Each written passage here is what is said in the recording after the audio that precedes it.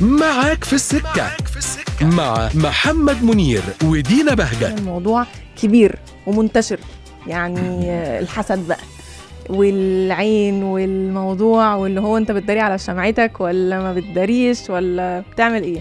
بتداري ولا بتحكي وانت مش داري؟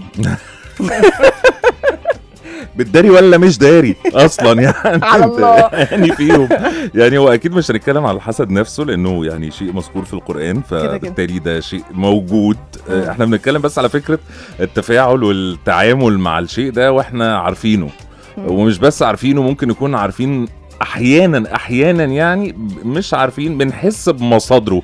صح؟ مش بتحسي كده ان في حاجه جايه في 100%. انت انا وانت عارفين. ليه الضحكات المتقطعه الشريره؟ حسستيني ان انا قلت حاجه، وانا قلت حاجه ولا ايه؟ عندك حق، مفهوم. صح. هل انت طيب من الناس اللي بتداري ولا خالص؟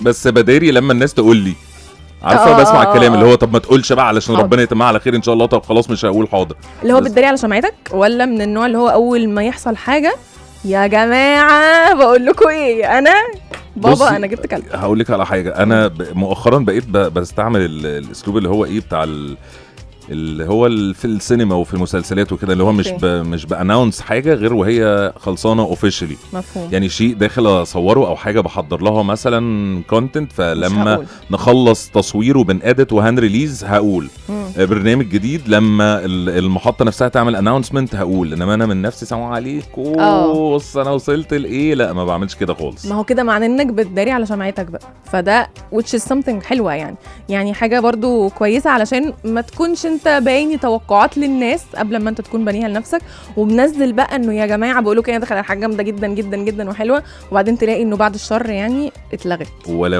اهدي، ما فيش داعي الجاي بتاعي هيطلع مش بتاعك بعد ما قلت للناس انه ليه؟ طب وليه بقى من الاول ما تقولش؟ بالظبط. فهل هو طيب ممكن يكون خوف من العين ولا خوف من الخذلان، اللي هو ببقى مش عارف؟ احنا ليه الموضوع بيتعمق مننا كده واحنا في هو ويك عميق. اند والدنيا حلوه ويوم عميق. خميس ومعاك في السكه احنا عشان نفهم واجواء برضه لذيذه يعني. هو ده موضوعنا النهارده. بس ما بيغمق، حسيته بيغمق لا كده فقلت اندهك. لا عشان اللي هو في ناس بتقول خليها سر بقى عشان ما حدش يبص لي فيها، هتبقى حلوه والناس هتشوفها هيقولوا الله دي حلوه قوي، واو خطيره، ايه ده، تحفه، باظت راحت، مش موجوده، ولا انا ولا انتم بالظبط كلنا. طيب هي يعني الكلام كله يعني للناس اللي بتسمعنا دلوقتي، احنا كلامنا كله على لحظه معينه، هي لحظه بتبقى فيها الفرحه اوفر شويتين، علشان الواحد بيحس ان هو اتشيف ده حاجه او حقق حاجه نفسه فيها، ونفسه يفرح كل الناس اللي حواليه ويعرفهم ان هو حقق الحلم ده او وصل للتارجت ده. بس هو بيبقى فيه رد فعل يعني غير مفهوم. بس ايه اللي هو برضو انت في اللحظه دي بتسالي نفسك، افرح في هدوء ونخبي وعالضيق كده، ولا نتحمس جدا ونحكي لكل اللي حوالينا علشان اكيد هيبسطوا لنا ويفرحوا لنا ويدعمونا وكده، فانت بتبقي في الحته دي. ما هم ممكن يكونوا فرحانين على فكره، يعني هم يكونوا فرحانين ومبسوطين بس عينهم مش فرحانه، يعني مش فكره برضو الحسد زي ما انت قلت، علشان هو اكيد شيء مذكور في القرآن واحنا فاهمين ده، بس هي بتكون فكره انه ممكن تبقى نفوس مش حلوه، يعني فاهم قصدي ايه؟ فاهم طبعا. عشان بصتيلي بصه معينه يعني. انا مش عارف، ما تزقي معايا اللينك، زق معايا اليوم يعني عامه، هو كله على الله يعني طبعا، بس انتوا يعني بتقولوا مش بيهمكم الحته بتاعت ان ممكن تاخدوا عين في الموضوع اللي انتوا حققتوه او نجحتوا فيه او هتعملوه، مثلا بيت جديد، عربيه جديده، ايا كان يعني الشيء اللي بيتحقق او بتضيفوه في حياتكم وبيشكل لكم انتوا نوع من انواع السعاده، هل بتقولوها ولا الدايره اللي حواليكم ممكن تخليكم تترددوا شويه في فكره اعلان اخباركم المفرحه؟ اعلان الخطوبه ليلى وكل ليلى جت بسرعه، اجمل التهاني للعروسين. اعمل ايه؟ ما كنتش قايله لحد والله، كنا قاعدين كده اتخطبنا، فجأة لقيتني وانا قاعدة في بيت اهلي، لقيتني عريس واهله فجأة داخلين وبدل وبدز ايه ده جاتوهات وزغاريط، يا نهار ابيض، ده انا اغير بقى واجيلكم، ده انا عروسه بقى، ايه ده انت عريس بقى، يلا بقى. هي ولكن ناخدها على انجل تاني شويه، اللي هو انت بتداري ولا بتقول على طول؟ يبقى مش عن الحسن، يبقى مش عن الحسن.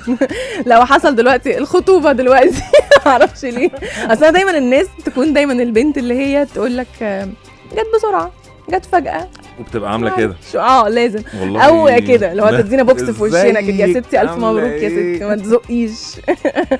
بس طب احنا الموضوع مش بعيد، انت خضتيني. انا قلت انا بتكلم في موضوع تاني خالص، بس لا طلع بس يعني الدنيا قريبه يعني ممكن ما كده بس نتقابل. قصدي علشان هي ما تكونش في حته انه ما هي مش الحسد، لان أيوة. الحسد 100% مذكور واحنا لا بس انا بتكلم على التعامل معاه، مش هو موجود ولا لا، مش ده اللي بقوله، بس أيوة. هو التعامل معاه، لان انا هخاف ايه من السراوندنجز يعني، او الحاجات المحاطه بيا وانا مخبي على خبر زي ده، هخاف من ايه تاني؟ بالظبط.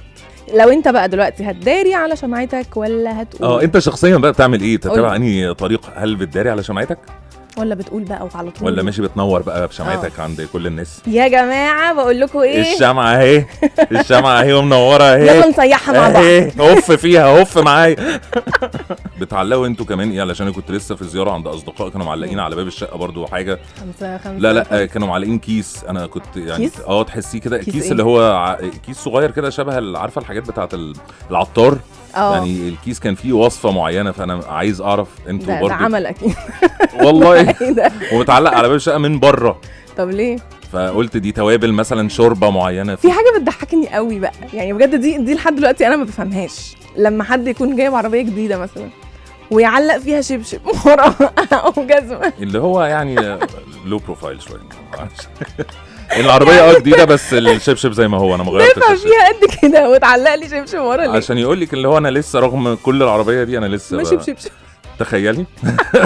لا والله دي مش بفهمها يعني، مش بفهمها خالص. طب جربتي؟ يمكن يكون احساسها حلو الشبشب ولا اصل لا، في كمان اوبشن تاني اللي هو عارف جزمه الاطفال بيعلقوها، بتبقى صندل فرده صغيره بيضه كده لذيذه. ايوه عارفها. انا ما اعرفش هما بيشتروها اصلا يعني، هي بتتباع بالواحده ولا الاثنين. فالفرده الثانيه بنعمل بيها ايه لما بنعلق واحده على العربيه؟ فيعني نحاول نستفيد بالفرده الثانيه بدل ما تترمي، ان احنا نعمل بيها اي حاجه ثانيه، نعلقها في حته ثانيه. شوف بقى اي منتج ثاني دايما جزم الاطفال بتضيع فعلا. بتعلقوا حاجات على باب البيت من بره ولا لا؟ وبتبقى ايه وفايدتها ايه يعني؟ لو كده برضو علمونا علشان نعمل احنا كمان الحاجات دي. للاسف وقت حلقتنا خلص. كنتم معاك في السكة مع دينا بهجت ومحمد منير.